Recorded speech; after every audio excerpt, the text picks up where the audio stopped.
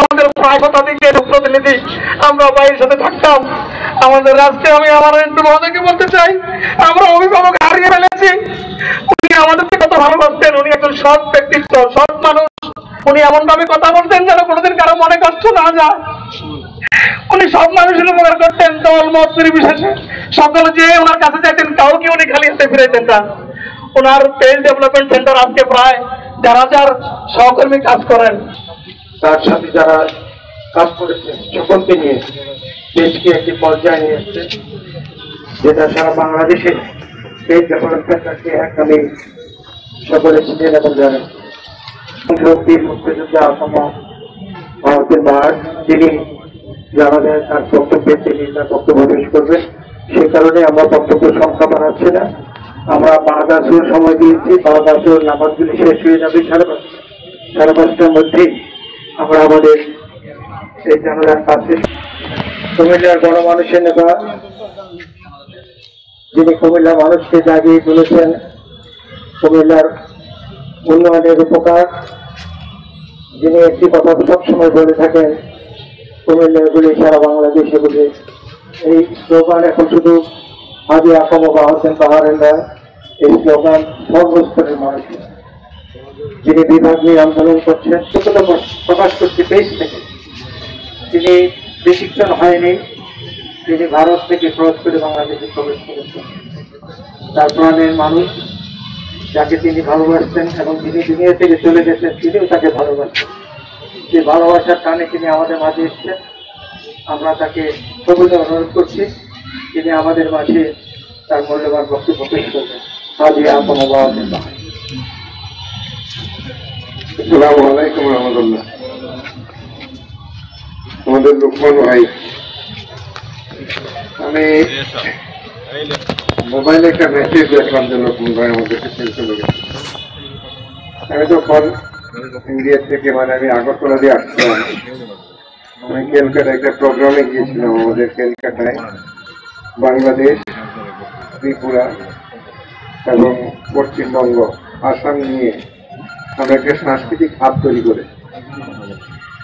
সাংস্কৃতিক হাব মানে শুধু গান বাজনা না, আমাদের কালচারটা, যারা বাংলা ভাষাভাষী মানুষ তাদের মধ্যে যেন একটু ঐক্যের সৃষ্টি হয়, সেই রকম একটা হাব আমরা সৃষ্টি করছি। এটা কুমিল্লা থেকে উদ্যোগ নিয়েছি। আমি যে কথা বলি কুমিল্লা এগুলো বাংলাদেশ, এটার সম্মেলনটা আমরা প্রথম কুমিল্লা টাউন হলে আমাদের মাননীয় সাংস্কৃতিক মন্ত্রীর মাধ্যমে, উদ্বোধনের মাধ্যমে এটা আমরা করেছিলাম। আমি গত 7 তারিখে এটা আমাকে প্রধান পৃষ্ঠপোষক করা হয়েছে। এই সংগঠনের সাথে ভারত এবং বাংলাদেশের বেশ কিছু সংসদ সদস্য এবং মন্ত্রীরা জড়িত। আমাকে এটার প্রধান পৃষ্ঠপোষক করা হয়েছে এবং এটার প্রধান কার্যালয় আমরা কুমিল্লাতে শুরু করবো প্রথমবার। প্রধান কার্যালয় কুমিল্লায় হবে। এই মিটিংটা কলকাতায় ছিল। আমরা 5 বছর একটা প্রোগ্রাম নিয়েছি যে বাংলা ভাষাভাষী মানুষের মধ্যে আমাদের হৃদয়ের মিলন যেন আমরা সৃষ্টি করতে পারি বাংলার সাংস্কৃতিক গলায়। তো সেই মিটিং এর থেকে আমি 7 তারিখ মিটিং করে 8 তারিখ ছিলাম। আজকে গতকালকে আমি আগরতলায় আসছি। আজকে রওনা দেওয়ার পথেই দেখলাম যে লোকমান ভাইয়ের খবরটা আসছে। আমি 8 সালে নির্বাচিত হওয়ার পর কুমিল্লার সকল এনজিওদের মধ্যে কোনো ঐক্যমত ছিল না কখনোই। সবাই দ্বিধাবিভক্তি ছিল, যার যার মধ্যে একটা কম্পিটিশন ভাব ছিল, কেউ কারো কথা শুনতেন। আমি জেলা পরিষদের এই সম্মেলন কক্ষে কুমিল্লার সকল এনজিওদেরকে ডাকলাম, লোকমান সহ বললাম যে আমরা ঐক্যবদ্ধ হয়ে কাজ করার চেষ্টা করি। আমাদের প্রত্যেকের একটা আলগা একটা জায়গায় আমরা ঐক্যবদ্ধ হই, যাতে আমাদের কাজগুলোতে কেউ কাউকে ডিফারেন্স না করে, যাতে এনজিওদের সমস্যা আমরা এনজিওরাই সমাধান করতে পারি। সেই সময় আমি লোকমান ভাইকে বলা হয় প্রধান করে এনজিওদেরকে দিয়ে একটা কমিটির মতো করে দিয়েছিলাম। পরবর্তী পর্যায়ে আমাদের সকল কর্মকাণ্ডে আমরা দেখেছি এনজিওদের মধ্যে আর কোনো দ্বিধাভক্তি না। আমি আসার পর এমপি হওয়ার পর বেশ কিছু এনজিও একজন আরেকজনকে বিচার দেয়। একটা এনজিওর মধ্যে আরো বিচার আচার হয়। এইসব কারণে অর্থনৈতিক সমস্যা দেখে তো আছে, সমস্যা আছে। অর্থনীতি যেখানে নাড়াচাড়া হয় সেখানে সমস্যা বাড়তি থাকে। আমি যখন লোকমান ভাইকে হেডেট করে সবাইকে মিলে একটা কমিটির মতো করে দিয়েছিলাম এবং এরপর থেকে প্রতি বছর এই কুমিল্লাতে আর বাংলাদেশে কোথাও এনজিও মেলা হয় না, আমরা টাউন হলে এনজিও মেলা করা শুরু করবো। এতে করে এদের মধ্যে একটা সুন্দর সম্পর্ক তৈরি হয়েছে। আমি লোকমান ভাইকে জাতীয় কমিটির সদস্য করে দিয়েছিলাম, সাংস্কৃতিক সমাজ কল্যাণ পরিষদের জাতীয় কমিটির সদস্য করে দিয়েছিলাম। আমার সাথে ওনার ব্যক্তিগত সম্পর্ক খুব গভীর ছিল। আমার সকল কাজে তিনি আমার পাশে এসে দাঁড়াতেন এবং ওনারও যখনই যে প্রয়োজন হয়েছে এনজিও মেলা করা বা বিভিন্ন সমস্যা তিনি আমাকে বলেছেন, আমি সবগুলোই ওনার পাশে যেয়ে কাজ করেছি। কারণ আমাদের কাজের গতি একরকম, আমাদের চলার পথটা একরকম। আমিও মানুষের পক্ষে কাজ করার চেষ্টা করি, ওনাদের মতো যারা এনজিও করে তারাও মানুষের পক্ষে কাজ করে। আজকে একটা সুন্দর সংগঠন কুমিল্লা বেসড একটা 6টা জেলা, এত বৃহৎ সংগঠন বোধহয় বাংলাদেশে কোথাও নাই। একটা আঞ্চলিক অবস্থায় একটা অঞ্চলে যেটা শুরু হয়েছে কুমিল্লা থেকে, সেই জায়গাটা আজকে 6টা জেলা মিলে একটা বিশাল মহিরুহের মতো একটা অর্গানাইজেশন তারা তৈরি করতে সক্ষম হয়েছে। আমি এই জন্য ওনার প্রতি আমার সবসময় একটা সফটনেস ছিল যে তিনি মানুষের পক্ষে কাজ করতে চান, মানুষের ডেভেলপমেন্ট সেলফ ডেভেলপমেন্ট ওনারা কাজ করেন। হাতে সমস্যা আছে, আমার কাছে বিভিন্ন সমাজে ওনার বিরুদ্ধে বিচার দিতেন। হাতে একটা প্রতিষ্ঠানে কাজ করতে গেলে এত কর্মচারী যেখানে আছে সবাইকে সন্তুষ্ট করে কাজ করা যায় না, এরকম বিচার আছে। তারপর আমি ওনাদের পাশে এই জন্য ছিলাম যে তাদের কাজগুলো বড় মানুষের জন্য কাজ করেন ওনারা। কুমিল্লার প্রায় প্রতিটি সংগঠনের সাথে আমি জড়িত।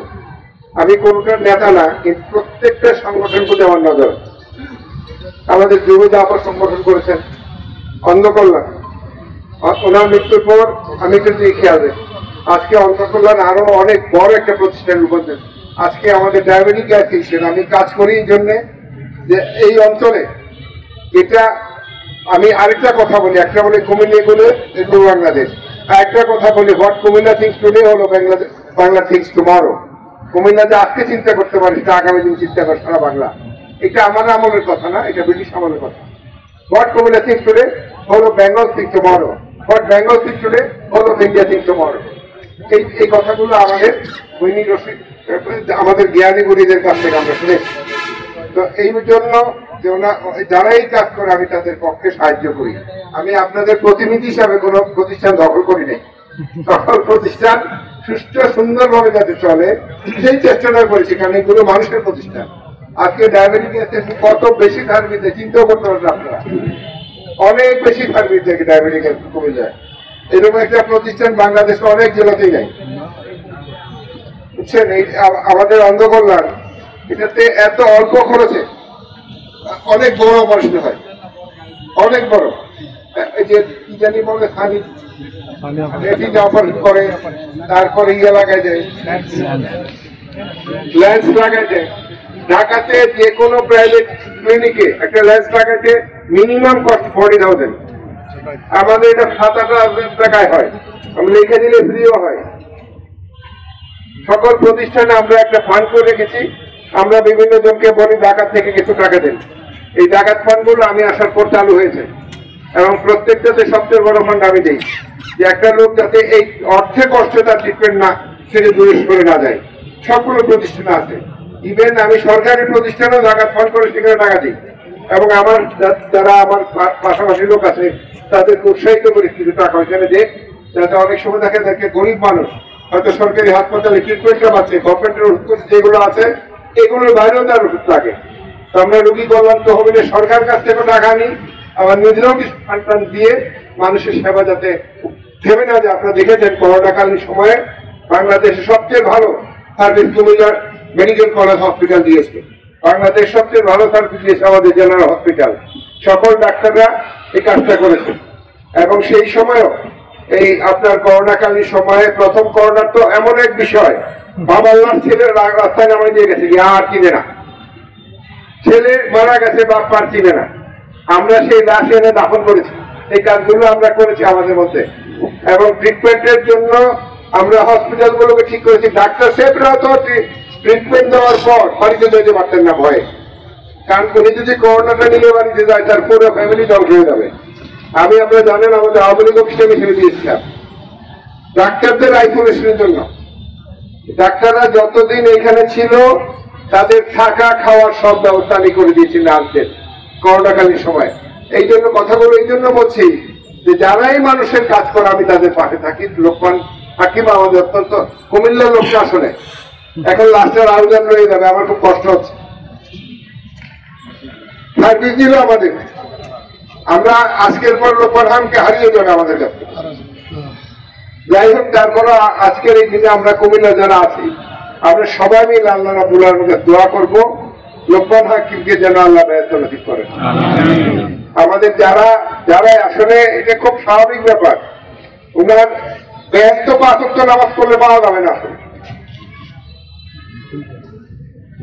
আল্লাহ রাব্বুল আলামিন বলছে আমি এত বিশাল এত বড়, 7 আসমানে আমার জায়গা হবে না, মুমিনের দিলের মধ্যে হবে।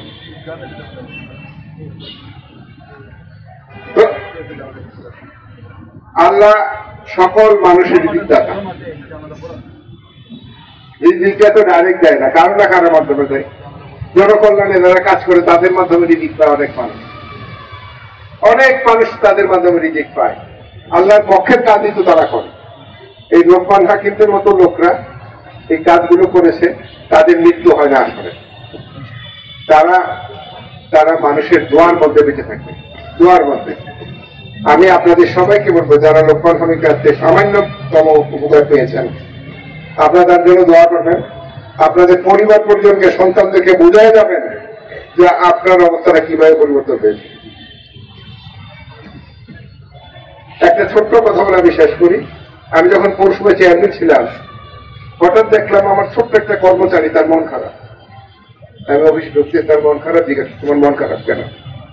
সে কিন্তু এক কালেক্টর, ছোট্ট কাজ, নূরপুর তার বাড়ি। স্যার আমার বড় ছেলেটা ডিবি বেঁচে তোমার মন খারাপ? তখন তো ডিবি আমেরিকার অনলাইনে সবচেয়ে সুবিধা, বড় টিকিট গেলে তো ন্যাশনাল টিকিট। এটা তো 84-85 চেয়েছি কথা বলছি। একদম মনটা কত খুশি হয়ে কথা, পয়সা টাকা নাই পারে। আমি বললাম সব ব্যবস্থা করবো, তুমি চিন্তা করো, বছরে যাবে। আল্লাহ রশিদ মেহরবানিতে ওর এবং আমার প্রজেক্টে তার ছেলে গেছে। তার ছেলে যাওয়ার পর তার পরিবারের আজকে প্রায় 27 জন লোক ও চাকরি ছাড়া রিটায়ারমেন্ট করার পরে আমেরিকাতে চাকরি করে। আমাদের দেশে কিন্তু রিটায়ারমেন্টের এই যাচ্ছে, চাকরি ঢুকার এই যাচ্ছে। ইউরোপে, আমেরিকা, কানাডা এইসব জায়গাতে এই নেই। আপনি ইন্টারভিউতে টিকলেন, আপনি চাকরি দিয়ে দেবেন, বয়স কত রিজার্ভ নেই। আমি 42 বছর বয়সে চাকরি হব। হ্যাঁ, ওখানে কোনো 30 বছর প্রবলেম না। আমার হাতে রিটায়ার করে দেবে চাকরি। হ্যাঁ, তো কেন কথাটা বলতেছি, ওর অসুস্থ সে আমি আমেরিকায় সে চাকরি করতে পারে, আমার ওর অসুস্থ সে আমার খবর পাঠাইছে যে আমি তাদের একটু দেখতে চাই। তার ছেলে মেয়েরা সব আসছিল, ও একসাথে আসছে আমেরিকার থেকে, আর বাকি যারা ছিল তারও আসছে বাবার ওষুধ শুনে। সব ছেলেদেরকে বসাইছে সেই বাড়িটা ধারে। এটা একটা দিনের বেলা ছিলাম, একটা 5তলা দালান। আমেরিকার বাড়িও সারে, আমরা করছি এগুলো সারের জন্যই। সারের লোকের মনে আছে কি করি মরে গেল, তা আমার সাথে যারা মনে হয় কি করে না, তারা আমার পাশে আছে সবসময় লেগে। এইগুলোই তো আমার শক্তি এবং সাহস। আমরা দেখেন না আঁকা বাহাদিনের তো সাহসী মতো হয় না, এসবই শক্তি। মানুষের শক্তির চেয়ে বড় শক্তি কিচ্ছু নেই। সততা এবং মানুষের সাপোর্ট হচ্ছে শক্তির উৎস আমার। তো যাই হোক, আমি আবারও বলি, আমার অত্যন্ত প্রিয় মানুষের লোকমান, প্রিয় প্রিয় প্রিয়, অনেক প্রিয়, অনেক প্রিয়। এখানে গেছে কখনো আমার পক্ষে ছাড়া লক্ষণ ভাই কখনো একটা কথা বলে নাই কাউকে। বললাম তো আমি ওনাকে ন্যাশনাল কমিটিতে দিয়েছিলাম যে আমাদের প্রতিনিধি হিসেবে কাজ করবে। অনেকবার ওই কমিটি দিয়েছিলাম, বলেছিলাম যে আমি সর্বোচ্চ ফান্ড আনি কুমিল্লা। বাংলাদেশে যত ফান্ড দেয় সবচেয়ে ফান্ড বেশি আনি আমি। ওইখান থেকে ক্যান্সারের ট্রিটমেন্ট হয়, ওই ফান্ড দিয়ে আমাদের ক্যান্সার ট্রিটমেন্ট হয়, ওই ফান্ড দিয়ে কিডনি ট্রিটমেন্ট হয়। বড় খারাপ রোগীদেরকে 50,000 টাকা করে সরকার দেয়। এই কমিটিতে, ন্যাশনাল কমিটিতে আমি ওনাকে ঢুকাই দিচ্ছিলাম। অনেক মানুষের উপকার দিচ্ছে। সবচেয়ে বেশি ফান্ড আনি আমি কুমিল্লা, এখনো আনি। যেহেতু আপনারা দোয়া করবেন, লোকমান হাকিমের জন্য দোয়া করবেন, আমার জন্য দোয়া করবেন, তাতে কুমিল্লার মানুষের পক্ষে কাজ করতে পারি। সবাইকে আবারও সালাম দেই, আবারও দোয়া প্রত্যাশা করে আমি আমার কথা শুরু করলাম। আল্লাহ হাফেজ।